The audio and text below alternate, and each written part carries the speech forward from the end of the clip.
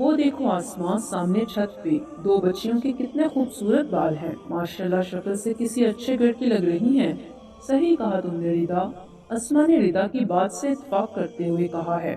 تو چھوٹی چھوٹی سی لیکن کتنی خوبصورت ہیں، اور ہاں بال تو ان کے الگ ہی نظر آ رہے ہیں، واقعی بال دیکھو کتنے حسین لگ رہے ہیں، کمر تک لہراتے بال، وہ دونوں کوئی گڑیا ہی لگ رہی تھی۔ ہم نئے نئے اس محلے میں شفٹ ہوئے تھے، آج پہلی بار ہم چھت پر چڑھے تھے، تبھی چھت پر ہماری نظر ان دو گڑیوں پر پڑی، وہ بالکل گڑیوں جیسی تھی، دور سے دیکھ کر ہی اندازہ ہو رہا تھا۔ ردا، اسما، جی امی بیٹا نیا گھر لینے کی خوشی میں نیاز بانٹنی ہے، ذرا ہر قریب کے گھر میں دیا اور اپنا تعارف بھی کروانا۔ جی امی، ہم دونوں نے نہایت ادب سے امی کی بات مانی، نیاز کا تھال اٹھایا اور گھر گھر تعارف کر کے ساتھ باندھتے گئے، اور ارے یہ تو ان دونوں گڑیوں کا ہی گھر لگ رہا ہے۔ ہم دونوں نے خوش ہوتے ہوئے تبادلہ خیال کیا۔ ہم نے گھر کا دروازہ کھٹکھٹایا اور دروازہ ایک درمیانی عمر کی عورت نے کھولا، جو کہ بے حد چست لباس میں مہک رہی تھی۔ اس لباس میں اس کے جسم کا تقریباً ہر حصہ نمایاں ہو رہا تھا۔ اس نے ہم سے کہا، اندر آ جاؤ بیٹا۔ ہم نے کہا، جی آنٹی۔ ہمارا تعارف جاننے کے بعد آنٹی نے ہمیں اندر بلا لیا۔ ثنا، صبا، جی امی بیٹا نئے پڑوسی آئے ہیں، تھوڑا ٹائم دو، جوس وغیرہ پلاؤ۔ جی امی۔ وہ دونوں گڑیا قریب سے اور بھی حسین نظر آ رہی تھی، وہ شاید اپنی ماں پر گئی تھی۔ ان کی ماں بھی بہت حسین تھی، بڑی بڑی آنکھیں تھیں، خوبصورت بال، مگر ان کی ماں اور ان میں عمر کے فرق کے ساتھ ایک فرق بالوں کا بھی تھا۔ ان کی ماں کے بال جدید طرز کے کندھوں تک کاٹے ہوئے تھے۔ گھر کے فرنیچر سے اندازہ ہو رہا تھا کہ کافی کھاتے پیتے لوگ ہیں، چاروں طرف غبارے لگے ہوئے تھے، یقیناً کسی کی سالگرہ کی تیاری ہو رہی تھی۔ ہمیں حیران دیکھ کر ثنا، جو چھوٹی تھی، جھٹ سے بولی، ہمارے ماموں کی سالگرہ ہے، جو دراصل ثنا اور صبا کے ماموں نہیں تھے، بلکہ ان کی ماں نے انہیں بتا رکھا تھا کہ وہ آپ کے ماموں ہیں، آج اس کی تیاری کر رہے ہیں۔ پورا گھر لذیذ کھانوں کی خوشبو سے بہک رہا تھا، اور ہم سمجھے کہ آپ کے ابو کی سالگرہ ہے۔ ارے نہیں، وہ تو دبئی میں ہوتے ہیں، ثنا کی ماں نے کہا۔ اچھا اچھا، ماموں آنے والے ہیں۔ ثنا، صبا، اپنی سہیلیوں کو بھی کہو کہ وہ آج شام کو آ جائیں۔ ان دونوں کی ماں کے چہرے پر عجیب سی شرمیلی مسکان تھی، جیسے کوئی نئی نویلی دلہن ہو۔ ہم نے کہا، جی آنٹی ضرور۔ عجیب بے خودی کی کیفیت تھی ان کی ماں کی۔ ہم نے دوبارہ آنے کا وعدہ کیا اور نکل آئے، اور گھر پہنچ کر بھی میں اور ردا انہی دونوں کی باتیں کر رہے تھے۔ دن گزرتے گئے، ہماری اور صبا کی دوستی کافی ہوتی جا رہی تھی۔ ہم جب بھی ان کے گھر جاتے، آنٹی ہمیشہ اپنے کمرے میں اپنے بھائی کے ساتھ موجود رہتی۔ پہلی بار ہم نے ان کے ماموں ندیم کو دیکھا تھا تو ایسے لگا جیسے پنجابی فلم کے ہیرو کو دیکھ رہے ہیں۔ کوریل اور ردا انہی دونوں کی باتیں کرتے رہے۔ گبرو جوان، اونچا لمبا قد، کالے بال، گھنی پلکیں، کالی آنکھیں، گورا رنگ، کالے رنگ کے لباس میں گولڈ کی چپل پہنے وہ کوئی ہیرو لگ رہے تھے۔ عجیب سی کشش تھی ان کی پرسنالٹی میں، وہ کبھی وہ پینٹ شرٹ میں ہوتے تو بھی الگ روپ ہوتا۔ بلا شبہ وہ ایک پرکشش خوش شکل آدمی تھے۔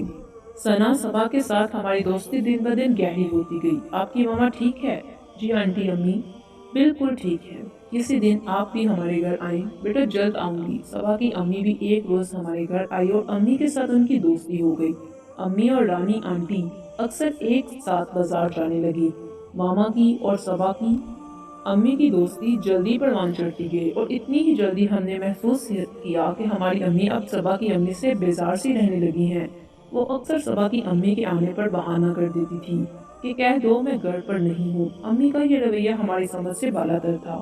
ہم سمجھ نہیں پا رہے تھے کہ ایک دم امی ان کے ساتھ اتنا برا سلوک کیوں کرنے لگی ہیں۔ نہ صرف خود کو ان کے ساتھ برا سلوک کرنے لگی تھی، بلکہ انہوں نے ہمیں بھی ان کے آس پاس رہنے اور ان سے مل ملاپ سے سختی سے منع کر دیا۔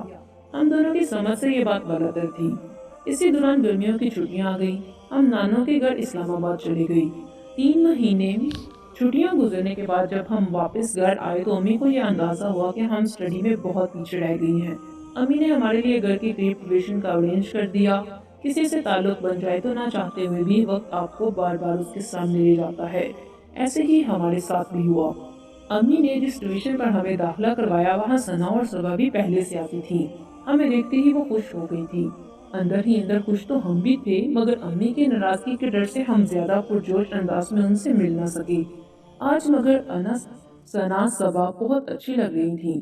کچھ عرصہ میں وہ بالکل جوان لگ رہی تھیں، اور کچھ الگ سے چہرے پر مسکان تھی۔ وہ خود ہی بات بات پر مسکرا رہی تھیں۔ ان کا یہ انداز نیا تھا، مگر حسین بھی تھا۔ دن گزرتے گئے ثنا اور صبا سے ہماری دوستی گہری ہوتی گئی، مگر کچھ امتحانات کی مصروفیات کی وجہ سے ہم ان سے تھوڑا دور ہو گئی اور امی نے بھی ہمیں ان کی طرف جانے سے منع کر دیا۔ تقریباً 1 سال بعد ہم نے ان کو بازار میں دیکھا۔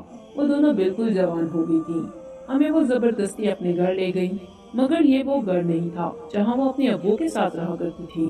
ہمیں حیران ہوتا دیکھ کر انہوں نے خود ہی بتانا شروع کر دیا کہ ابو نے ہمیں چھوڑ دیا اور اب ہم ندیم انکل کے گھر رہتی ہیں۔ بڑی والی صبا نے تو بال تک شولڈر تک کٹوا لیے۔ میں نے حیران ہو کر پوچھا کہ بال کیوں کٹوا لیے؟ کہنے لگی ندیم انکل کو لمبے بال پسند نہیں۔ ثنا نے کہا یہ اور ندیم انکل شادی کر رہے ہیں۔ مجھے اپنی سوچ پر شرمندگی ہوئی جو مجھے ان کی ماں کو لے کر تھی۔ صبا اپنے روم میں چلی گئی۔ ثنا نے بتایا کہ ابو سے امی نے ندیم کے لیے خلا لے لیا اور اب ندیم انکل نے امی کے ساتھ ساتھ صبا کی زندگی بھی خراب کر دی ہے۔ صبا پاگل ہے اس کے پیار میں۔ امی کی اور صبا کی آپس میں نہیں بنتی۔ امی نے اس کو بہت مارا، مگر ندیم نے پتہ نہیں امی پر اور اس پر کیا جادو کیا ہوا ہے کہ دونوں ہی اس کو چھوڑنے کے لیے تیار نہیں۔ آپس میں دونوں نے کمپرومائز کر لیا ہے۔ دونوں ہی ندیم کی کزنیں بن کر رہنے کو تیار ہیں اور دیکھ لینا وہ دونوں ہی شادی نہیں کرے گا۔ ان کی کہانی سن کر مجھے اپنی ماں کے بدلے ہوئے تیور سمجھ میں آ گئی۔ سارے راستے گھر آتے آتے میں ان دونوں کو ان کے ہنستے ہنستے گھر کو یاد کرتی۔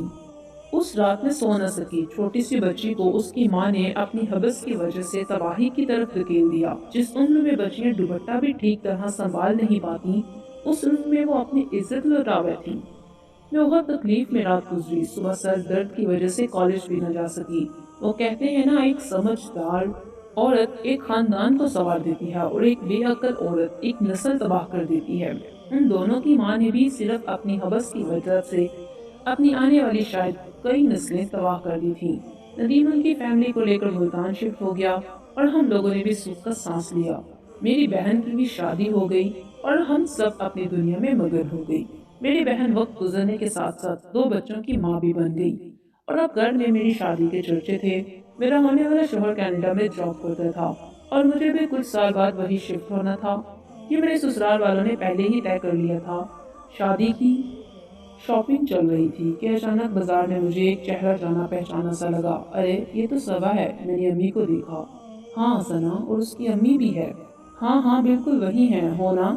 تو یہ چاہیے تھا کہ ہم چپ کر کے نکل جاتے، مگر انسانی فطرت ہی تجسس نے گھیر لیا۔ ارے کیسی ہیں آپ؟ امی نے آنٹی کے ہاتھ پکڑے بچے کو پیار کیا اور ایک بچہ آنٹی کی گود میں بھی تھا اور ایک بچی صبا نے بھی سینے سے لگا رکھی تھی۔ آنٹی نے بتایا کہ یہ 2 بچے ان کے ہیں اور وہ بیٹی ثنا کی ہے۔ ہم نے دونوں کی شادی کی اور بچوں کی مبارکباد بہت جوش سے دی، مگر ان تینوں نے جو ابا نظریں جھکا لی۔ ثنا نے مجھے پھر ملنے کا کہہ کر اپنا راستہ لیا اور وہ تینوں چلی گئی۔ گندے پرانے کپڑے وہ لوگ پہچانے بھی نہیں جا رہے تھے۔ ہم نے کچھ دیر ان پر تبصرہ کیا اور پھر بھول گئے۔ کچھ دن بعد ثنا سے ملاقات ہوئی تو پتہ چلا کہ وہ تینوں بچے ندیم کے ہیں۔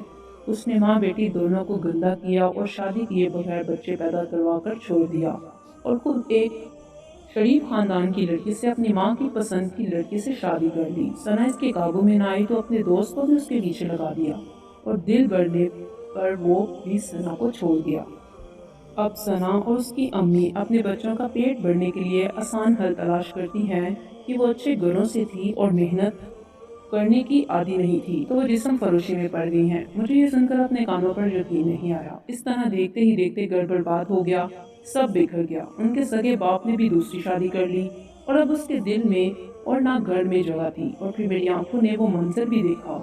امی نے محلے میں شادی کے کارڈ بانٹنے کا کہا۔ میں ثنا کے گھر چلی گئی۔ دروازہ کھلا ہی تھا کہ اندر سے بچوں کے رونے کی مسلسل آوازیں آ رہی تھیں۔ آمنے سامنے دونوں کمرے تھے، شاید ثنا گھر نہیں تھی۔ ایک کمرے کا دروازہ بند تھا اور صبا کی بیٹی دروازے سے لگی روتے روتے شاید سو گئی تھی اور ان کی امی کسی مرد کے پاؤں پکڑے بیٹھی فریاد کر رہی تھی کہ صاحب اپنی بھوک مٹا لو، میرے بچے بھوکے ہیں۔ اور وہ اس کے جسم کو ہاتھ سے دھکیلتے ہوئے کہہ رہا تھا، تجھ میں بچا کیا ہے بھوک مٹنے کو؟ میں یہ سب دیکھ کر الٹے قدم گھر بھاگی۔ شادی کے دن تک میں یہ سب بھول نہیں پائی۔ آخر شادی ہو کر میں اپنے گھر آ گئی۔ اس قصے نے مجھے اپنی زندگی میں کسی حد تک سنجیدہ کر دیا تھا۔ میری بیٹی 3 سال کی ہو گئی تھی۔ میرا ویزا ایک بار ریجیکٹ ہو گیا تھا۔ علی نے دوبارہ اپلائی کیا ہوا تھا۔ میں انتظار میں تھی کہ علی پاکستان آئیں۔ ان کے بغیر دل نہیں لگتا تھا۔ پورا سسرال کینیڈا میں تھا، بس میں ہی اکیلی پاکستان میں تھی۔